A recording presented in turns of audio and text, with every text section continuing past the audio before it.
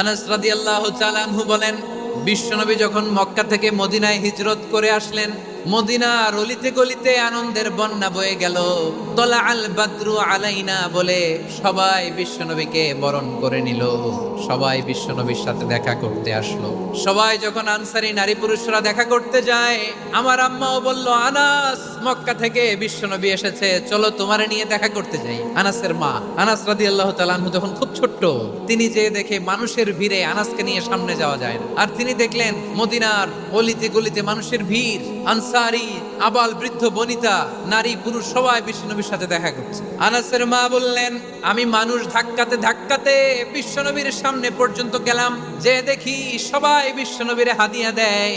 আমি বিশ্বনবীর সামনে যে কাঁদো কাঁদো সরে বললাম, ইয়া রাসূলুল্লাহ, ইয়া হাবিবাল্লাহ, ও নবী, আমি দেখতে পেয়েছি আনসারী এমন কোন নারী নাই, এমন কোন পুরুষ নাই